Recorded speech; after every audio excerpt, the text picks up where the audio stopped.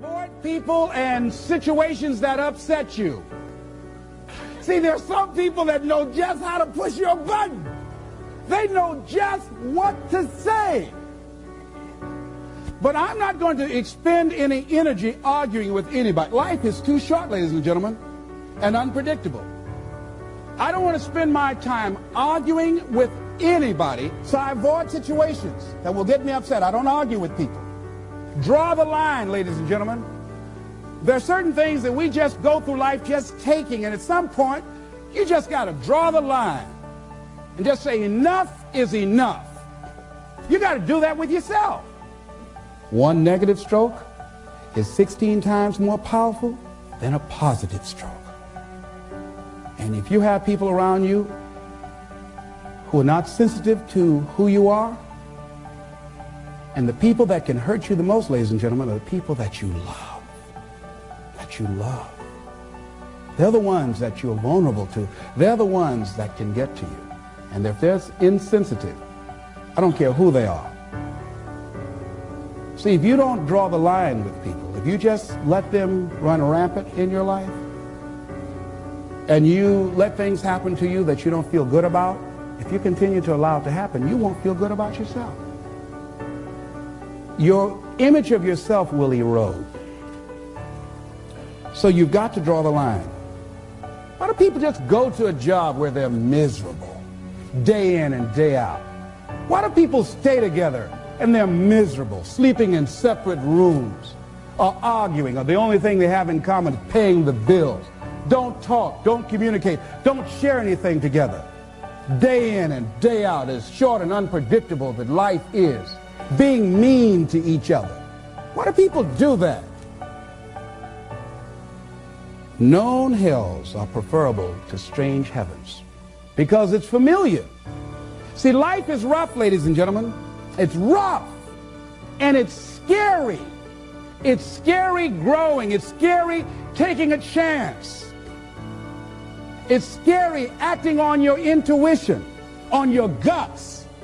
It's scary. It's frightening.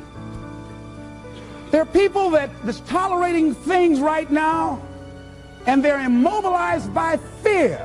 They can see the hammer coming, and they're afraid to even move because it's scary. To go against the dominant thinking of your family, friends, and those people you associate with every day is perhaps the most difficult act of courage you will ever perform. See, when you start growing, when you start changing the way you walk, the way you talk, the way you act, the way you respond to things, the way you use your time, when you start saying, no, I can't do that. Why? You're too busy. You don't have the time. No, I have my own agenda. So if people can put you on a guilt trip, they will. And use you and abuse you over and over and over again. You got to draw the line. You have to draw the line on them. Don't go through life feeling like you're powerless. Victims are people that are powerless. You're not powerless. You are powerful.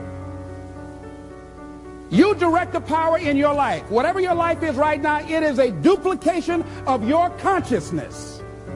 It's a result of how you have decided to use your power. That's all it is. That's not who you are.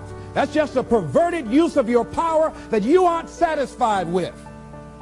And you've got the power to change that. Wherever you are, how, I don't know. But I know you've got the power to do that.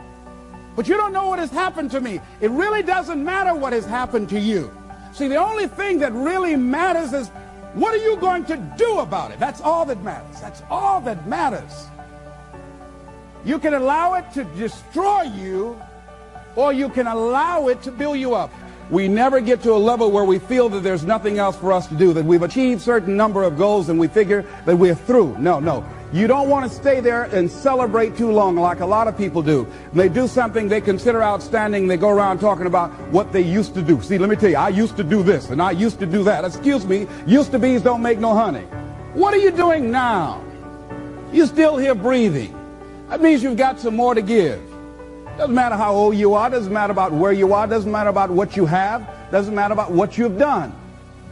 Life is about growing. It's about being productive. It's about stretching. It's about challenging yourself. So you start looking around and decide, hey, what else do I want to do? What got me here? It's a time for celebration, but also a time for reflection.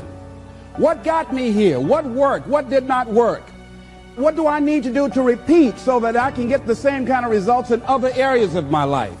If the goal is to improve my health, if the goal is to improve my relationship, if the goal is to improve my income, if the goal is to improve something in society, what is it I need to do? Now, don't get confused with what you do with who you are. Don't trip. Don't go on some type of ego trip, talking about how bad you are. None of us do anything by ourselves. Develop an appreciation for external support as well as good fortune, because all of those things play a role. The other thing is, don't go overboard celebrating. You must meet with triumph and disaster and treat those two imposters just the same. You look at it, hey, I did it. I feel good about that. Now you're moving on to the next thing. Things did not work out the way you wanted them to work out. You didn't produce the results you wanted to produce. Hey, miss that. Win some, you lose some. Next, moving right on. Don't confuse who you are with what you do. And make your mind fertile ground for the seeds of opportunity. Think, if you want to experience a sense of fulfillment, you've got to have an open mind so that ideas can come in there and take root and grow. So part of beginning to have fertile ground, you got to break that ground up. You got to break up that hard crust. Because if you don't, seeds will fall there and the wind can blow them away, the winds of doubt. When you're set in your mind and you refuse to grow and you're not open to new ideas, new methods, new ways of doing things, if your mind is already fixed, you become stagnant. You can't grow. You can't have a sense of fulfillment. You become extremely cynical and negative about everything. You know it all. So you want to begin to look at life and have a sense of curiosity, not know it all. You want to keep learning, keep growing.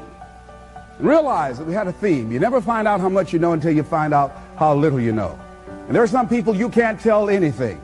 They have all the answers. Oh, I've already done that. So many of us count ourselves out of things prematurely. You don't know what the possibilities are up in there. So you want to be open, you want to continue to learn, you want to continue to grow, you want to begin to know that there are unlimited ideas out here waiting for you to latch on to them. And if you don't take advantage of them when they come your way because you're so closed-minded, do understand somebody else will. And we've all had ideas that we did not act on and looked around and somebody else had the idea and gone with it.